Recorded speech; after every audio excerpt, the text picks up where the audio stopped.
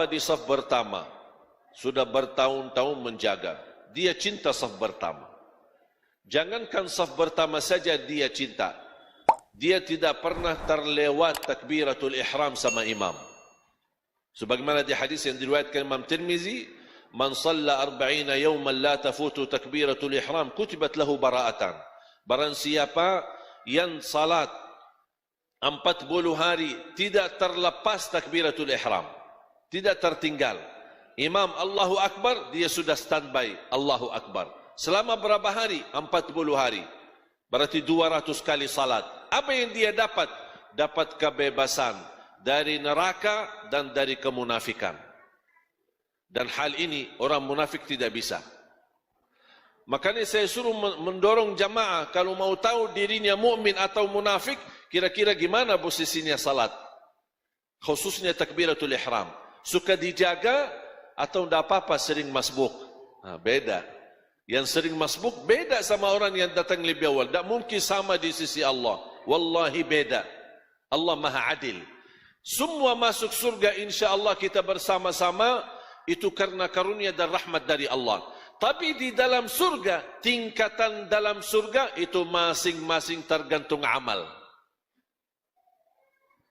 Masuk surga, tingkatannya ada yang di bawah, ada yang di tengah, ada yang di atas, paling atas bersama Nabi, bersama para sahabat, bersama waliullah, orang salih. Tidak mungkin sama, itu tergantung amalannya. Sejauh mana yang tahajud, sunnah qabliyah ba'diyah, salat duha, puasa Senin Kamis, menjaga bacaan Al-Quran, tak mungkin sama orang yang malas. Walaupun sama-sama masuk surga, kalau Allah berikan karunia dua-duanya masuk surga, tapi ada yang masuk surga tapi mampir dulu. Mau enggak mampir dulu? Mampir kemana? Ya neraka. La haula wala quwwata illa billah. Jadi bapa itu menjaga saf pertama, tidak pernah melepas. Bertahun-tahun terdengar sampai ke kuping dia. Subhanallah, bapa itu luar biasa. Kami kenal sudah lama. Dia masih bertahan, kuat. Saf pertama selalu, tidak pernah telat. Kalau dia tidak ada di saf pertama, pasti dia lagi sakit atau keluar kota. Dia mendengar di kupingnya, merasa tidak enak. Perasaannya tidak enak. Mulai dipuji sama orang. Lingkungan, jamaahnya masjid. Besok-besok, pas waktu salat, dicari sama jemaah. Bapak di mana Bapak? Kok tidak ada? Pas habis salam, selesai salat, lihat ke belakang, Bapak ada di belakang. Kok Bapak kenapa ke belakang? Oh, tidak enak. Perasaannya tidak enak, selama ini saya jaga lillahi ta'ala, malah orang-orang puji saya. Akhirnya saya mundur ke belakang, itu riya. Itu riya. Karena dia menamalkan awalnya karena siapa? Dia saf pertama lillahi ta'ala, dia tidak harap dipuji. Walaupun dipuji, dia tidak peduli.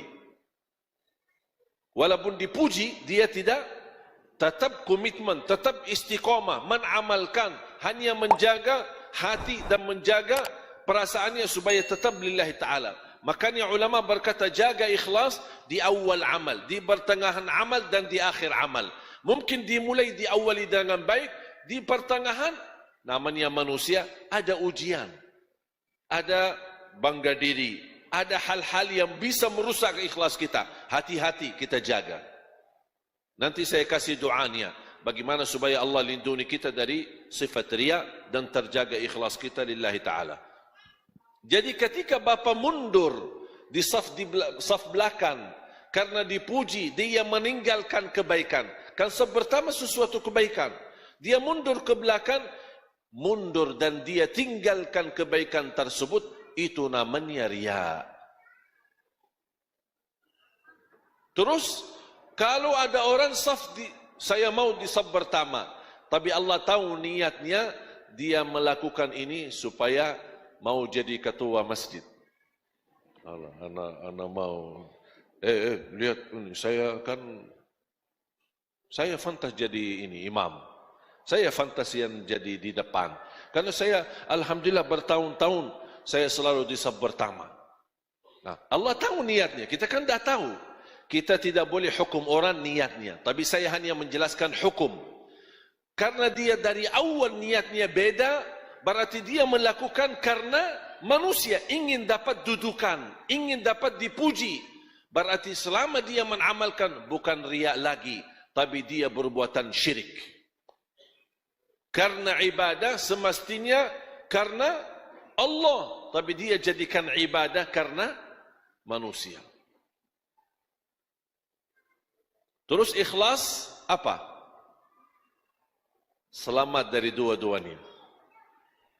Amalkan lillahi ta'ala dan dijaga istiqamah. Itu aja.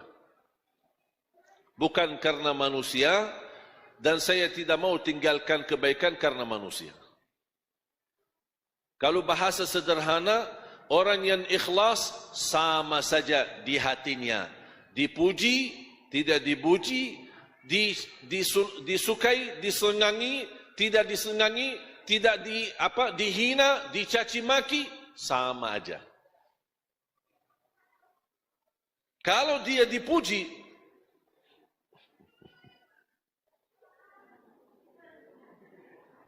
senang dia, hatinya senang, merasa bangga, itu berarti hati-hati. Kalau pas dihina, dicaci maki, tersinggung, keras, sakit hatinya, oh hati-hati. Berarti dia sensitif, jauh dari ikhlas. Kalau orang yang ikhlas, tidak peduli. Tidak peduli. Yang hanya dia pedulikan adalah Allah senang. Kalau Allah senang, aku dah peduli. Makanya ketika ada orang bertanya kemarin, aku suka berbuat kebaikan. Tapi kenapa teman-teman saya menilai perbuatan saya salah? Saya menjawab, kenapa kamu pusing? Sekarang kamu berkata, saya lakukan kebaikan lillahi ta'ala. Dinilai sama orang lain, nilai yang buruk. Atau buruk sangka, urusan kamu apa? Kenapa kamu pusing fikirin dia? Kalau dia berburuk sangka, tidak usah peduli. Yang penting kamu tahu diri, saya menamalkan ini karena Allah. Orang lingkungan saya senang, lingkungan saya tidak senang, lingkungan itu mendekat, lingkungan itu menjauh, saya tidak peduli. Biarpun hidup sendiri, tapi amalan saya tahu, ikhlas lillahi ta'ala, tidak usah pedulikan manusia. Faham tak? Jamaah sekalian, hubungan kita sama manusia hanya saling mengisi, saling membagi kebaikan. Tapi kalau urusan kita sama Allah, jangan lipatkan manusia. Kalau ada sesuatu kita sama Allah, jangan mencari ridha manusia. Aku berdakwah, aku ingin mendapatkan masa yang banyak. Aku ingin mendapatkan orang memuji cara dakwah saya. Ada orang ini. Hati-hati. Berarti sudah tergeser dari kebenaran. Jangankan dia jatuh riya, bisa dia jatuh ke dalam syirik. Na'udzubillah min zalik. Ada satu doa di hadis yang sahih yang dibacakan oleh Nabi Muhammad sallallahu alaihi wasallam. Dan menurut saya itu doa memohon perlindungan dari riya. Memohon perlindungan dari riya. Allahumma inni a'udzu bika an usyrika bika syai'an wa ana a'lam wa astaghfiruka lima la a'lam. Allahumma, coba sama-sama. Allahumma inni a'udzu bika an usyrika bika syai'an wa ana a'lam wa astaghfiruka lima la a'lam. Ya Allah, aku berlindung kepadamu dari segala perbuatan syirik yang saya tahu, dan aku istighfar dan memohon ampun dari perbuatan yang saya tidak tahu. Yang dimaksud apa? Berlindung kepada Allah dari perbuatan yang bisa menjatuhkan saya dengan sengaja kepada syirik, atau bisa menjatuhkan saya tidak sengaja dengan syirik.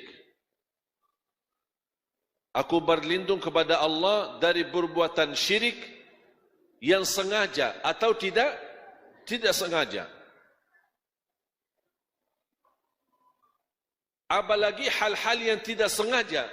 Kalau yang sengaja, insyaAllah kita memohon berlindungan. Dan insyaAllah kita orang mukmin tidak mau sengaja-sengaja dengan sungguh-sungguh kita melakukan syirik. Tidak ada orang mukmin sengaja melakukan syirik. Tapi kita memohon berlindungan. Tapi yang sering terjadi adalah sering kita jatuh dalam syirik, jatuh dalam riya, tapi kita tidak tahu, tidak sadar itu riya. Kita tidak sadar itu syirik. Makanya kita memohon istighfar. Wa astaghfiruka lima la a'lam.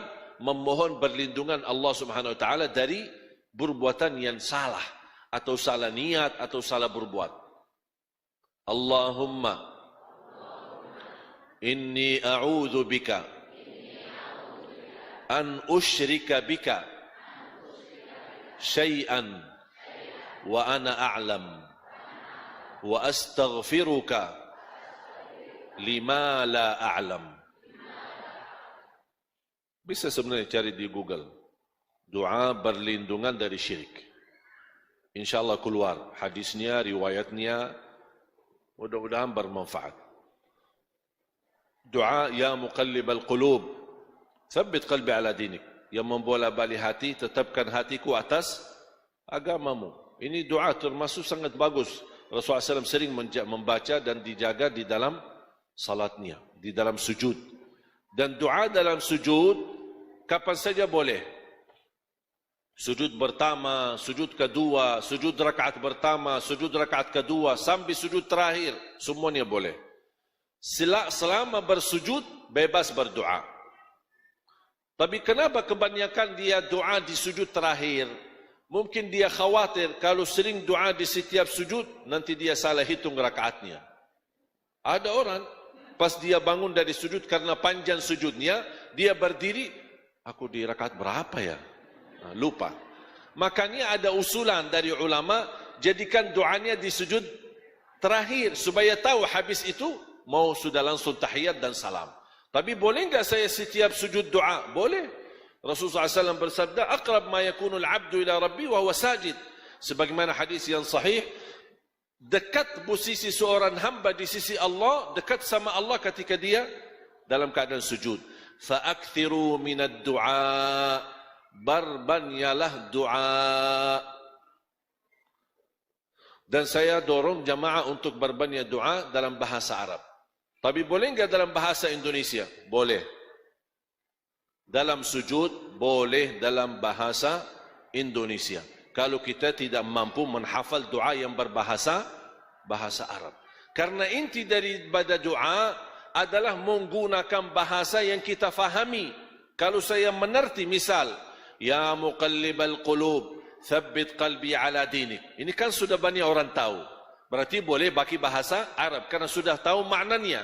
Contoh, Rabbana atina fid dunya hasanah wa fil akhirati hasanah wa qina adzaban nar. Ini kan bahasa Arab. Faham enggak artinya? Faham, berarti boleh gunakan dalam sujud. Allahumma ighfir li wa liwalidayya warhamhuma kama rabbayani shaghira. Ini bahasa Arab, tapi saya sudah faham. Berarti boleh digunakan dalam sujud. Tapi ada hajat-hajat, ada curhat, ada ingin mengungkapkan sesuatu, ada masalah yang kita hadapi, tidak faham doa bahasa Arab sesuai hajat kita. Boleh enggak saya gunakan bahasa Indonesia? Boleh gunakan bahasa Indonesia. Yang jelas, yang tidak boleh mengganti bahasa adalah tuntunan salatnya. Misal, Al-Fatihah, Subhana rabbiyal azim dalam rukuk, subhana rabbiyal a'la dalam sujud, kemudian tahiyat, tidak boleh diganti bahasa. Tapi kalau sudah tunaikan kewajibannya tersebut, selebihnya anda bebas. Tapi saya lebih cenderung kepada doa berbahasa Arab. Kalau memang hafal dan bisa boleh.